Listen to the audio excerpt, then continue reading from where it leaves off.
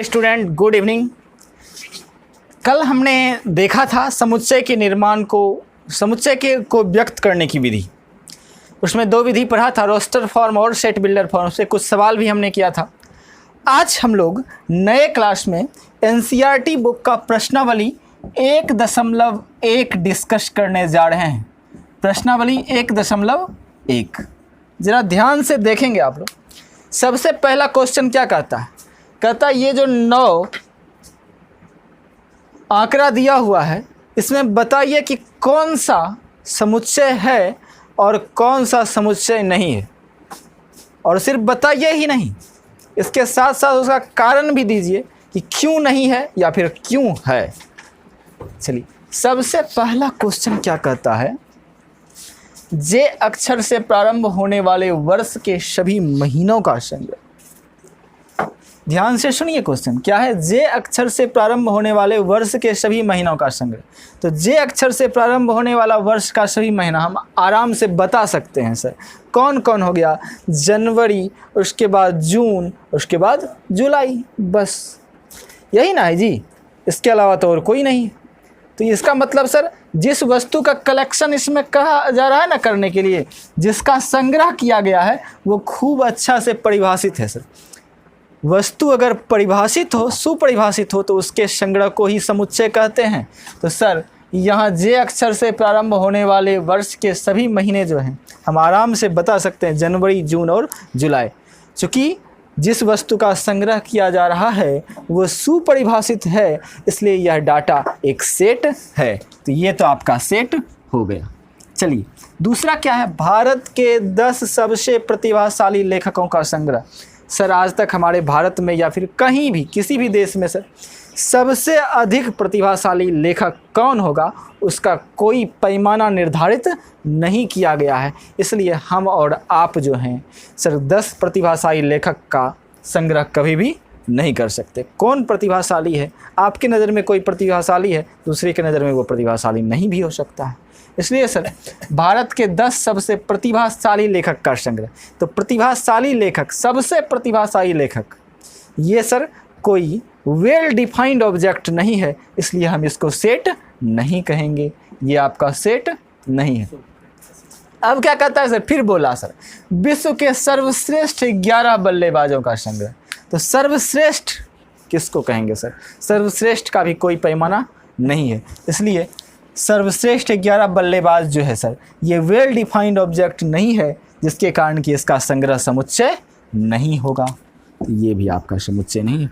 आपकी कक्षा के सभी बालकों का संग्रह खूब अच्छा से परिभाषित है सर। आपके कक्षा में जो बालक पढ़ता है, 3 बालक पढ़ता है, 4 बालक पढ़ता है, जो भी जितने भी बालक पढ़ते हैं सर, वो सारे बालक का संग्रह क्या हो जाएगा? समुच्चय हो जाएगा, क्योंकि ये वेल डिफाइंड। 100 से कम सभी प्राकृत संख्या खूब अच्छा से परिभाषित है सर। 100 से कम प्राकृत संख्या कौन सा होगा? 1 से लेकर 99 तक को लिख दीजिए, वही क्या हो जाएगा सर? 100 से कम प्राकृत संख्या। ये भी वेल डिफाइंड ऑब्जेक्ट है, ये सेट हो जाएगा सर। लेखक प्रेमचंद द्वारा लिखित उपन्यास का संग्रह। यस सर, जो उपन्यास प्रेमचंद जी ने लिखा है, तो प्रेमचंद जी के द्वारा जो उपन्यास लिखा गया उस सब का कलेक्शन हम आराम से कर सकते हैं सर, इसलिए इसको सेट कहेंगे। सभी सम पूर्णांक का संग्रह। तो सम पूर्णांक की परिभाषा सर वेल डिफाइंड है। जिस पूर्णांक में 2 से पूरा भाग लग जाता है उसी को क्या कहते हैं? सम पूर्णांक कहते हैं। इसलिए सर ये वेल डिफाइंड है, इसलिए ये भी सेट हो जाएगा।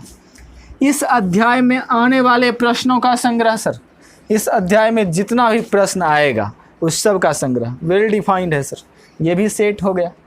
विश्व के सबसे अधिक खतरनाक जानवरों का संग्रह। अब सबसे अधिक खतरनाक की तो कोई परिभाषा नहीं है, ना तो सबसे अधिक खतरनाक की परिभाषा है, ना तो सबसे अच्छा, सबसे बुरा, सर्वश्रेष्ठ, इस सब की कोई परिभाषा नहीं होती है सर। इसलिए उसके जिसमें ऐसा सब वर्ड लगा रहे सबसे अधिक, तो वो आपका सेट नहीं होगा। तो 9 नंबर भी आपका सेट नहीं है। तो हम आपको फर्स्ट नंबर क्वेश्चन आपके सामने अभी डिस्कस किया, जिसमें आपका फर्स्ट 4, 5, 6 और 7 और 8 ये सारा सेट है और बाकी सारा सेट नहीं है। और सेट नहीं है इसके पीछे सबसे बड़ा कारण यही है कि सर उसमें जो वस्तु दी गई थी वह वस्तु वेल डिफाइंड नहीं था। अगर वेल डिफाइंड होता वह वस्तु तो फिर उसके संग्रह को हम सेट कहते। लेकिन वेल डिफाइंड नहीं है, इसलिए हमने उसको सेट नहीं कहा। तो ये प्रश्नावली 1.1 का क्वेश्चन नंबर 1 था। प्लीज़ पहले आप लोग नोट कर लीजिए इसको। आइए बच्चे अब क्वेश्चन नंबर 2 देखते हैं। 5-A है, इसमें कहता क्या है, आपको एक सेट दे दिया है। पहले क्वेश्चन को समझिए। पहले आपको क्वेश्चन ये सेट दे दिया और बोला कि ये जो खाली स्थान है ना सर, इसमें या तो इस सिंबल से इसको भरिए या फिर इस सिंबल से, जो सूटेबल हो उसको रखना है। आइए सर, तो क्या करोगे बुआ?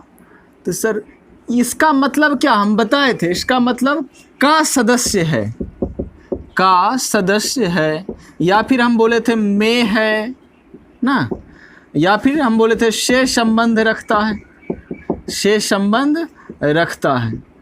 और इसका ठीक उल्टा ये हो जाएगा, का सदस्य नहीं है, में नहीं है, से संबंध नहीं रखता ना। तो देखो जरा 5A का सदस्य है कि नहीं, तो हम देखेंगे A में है कि नहीं। तो 5A में है सर, इसलिए में है वाला सिंबल लगा दो, ये वाला हो गया ना।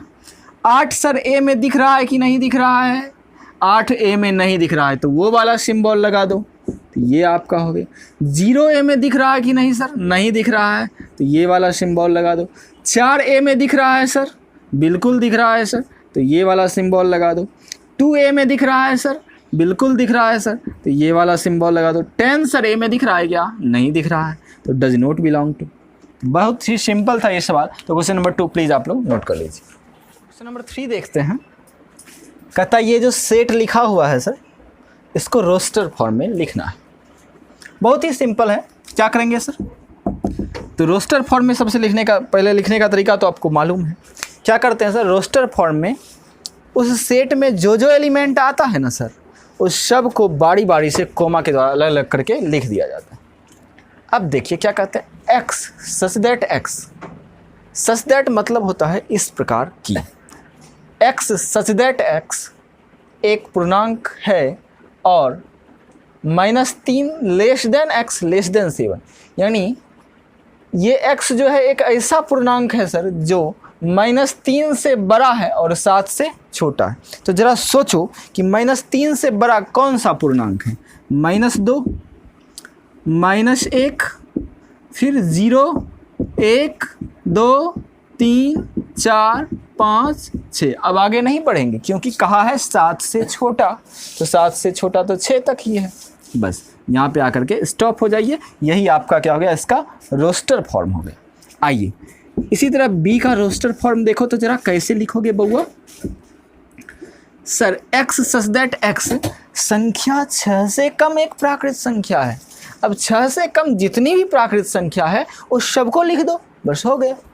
कौन कौन है सर, 1 है, 2 है, 3 है, 4 है, 5। बस रोस्टर फॉर्म में लिखने का तरीका यही तो है। आ जाओ, सी बराबर क्या होगा, कहता है एक्स सच दैट एक्स 2 अंकों की वैसी प्राकृत संख्या जिसके अंकों का योगफल कितना है, 8 है। 2 अंकों की प्राकृत संख्या, यानी ये जब भी होगा 9 से बड़ा ही होगा। 9 से बड़ा कौन होता है, 10 सर, लेकिन 10 होगा, लेकिन 10 के दोनों अंकों का योगफल 8 तो होता नहीं है। तो 10 से बड़ी कौन सी संख्या है जिसके अंकों का योगफल 8 हो, तो 10 से 20 तक में सबसे पहले मिलता है 17, क्योंकि सर 17 के दोनों अंक को जोड़िए, 1 जोड़ 7 कितना होता है, 8। फिर 20 से 30 में देखिए तो 26 मिलता है। 30 से 40 में जाकर के देखिए तो 35 मिलता है। 40 से 50 के बीच में जाकर के देखें तो 44 मिलता है। 50 से 60 के बीच में आप जाकर के देखें तो आपको 53 मिल जाता है। फिर 60 से 70 के बीच में जाकर के देखें तो आपको 62 मिलता है। फिर 70 से 80 के बीच में जाकर के देखें तो ये आपका 71 मिल जाता है। फिर 80 से 90 के बीच में जाकर के देखें तो आपका 80 मिल जाता है। तो ये आपका हो गया सी, एक्स सच दैट एक्स 2 अंकों की वैसी प्राकृत संख्या जिसके अंकों का योगफल 8 हो। आ जाओ, अब डी को दिखाना है। क्या कहता है, एक्स सच दैट एक्स एक अभाज्य संख्या है जो संख्या 60 की भाजक है। जो संख्या 60 की क्या है, भाजक। अच्छा, 60 का भाजक सबसे पहले देखो तो कौन कौन है, जरा सोचो तो बताओ तो कौन कौन। 1 है सर, 1 से 60 में भाग लग जाता है। 2 से भाई लग जाता है सर, 3 से। अच्छा, भाजक मतलब क्या, गुणनखंड। 60 का गुणनखंड कौन कौन है? तो 1 है, 2 है, 3 है, 4 है, 5 है, 6 है, फिर सर 10 है, फिर 12 है, फिर कौन हो जाएगा सर? 15 हो जाएगा, 20 हो जाएगा, 30 हो जाएगा, 60 हो जाएगा। लेकिन कहता है ये सब भाजक तो है सर, लेकिन यहाँ क्या कहता है? वो भाजक लिखना है जो क्या हो? एक अभाज्य संख्या हो। तो जरा बोलो अभाज्य संख्या कौन है? 2 है सर। और कोई है क्या? 3 भी है सर। और कोई है? हाँ सर 5 भी है। और तो कोई है नहीं। तो बस यहीं पे आप स्टॉप कर दीजिए। यही आपका हो गया सर रोस्टर फॉर्म किसका? इस डी का। आइए अब ई का रोस्टर फॉर्म जरा बताइए तो क्या होगा? कहता है ट्रिगोनोमेट्री शब्द के सभी अक्षरों का समुच्चय। ट्रिगोनोमेट्री शब्द में कौन कौन लेटर आ रहा है उस सब का सेट बनाइए। तो सर कौन कौन लेटर आ रहा है? टी अब 2 बार आ रहा है तो टी 2 बार नहीं लिखना है, एक के बार लिखना है। सबका नाम क्योंकि सिर्फ लिखना है सर। तो टी आपका है, और आर है, आई है, जी है, ओ है, एन है, एम है, बस।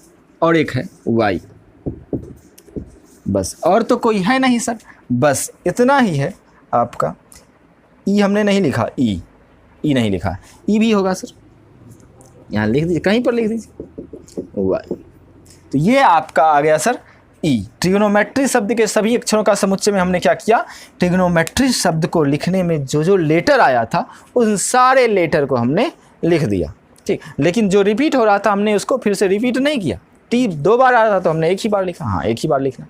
अब इसके बाद छठा है एफ, बेटर शब्द के सभी अक्षर का समुच्चय। इसको मैं नहीं बताऊंगा, इसको मैं आपके लिए छोड़ता हूं, आप खुद से बनाइए। अगर बन जाता है तो हमको आप नीचे कमेंट बॉक्स में बताएं कि यस सर बन गया। नहीं बनता है तो भी हमको बताएं कि सर नहीं बना, डाउट रह गया, मैं आपको बता दूंगा।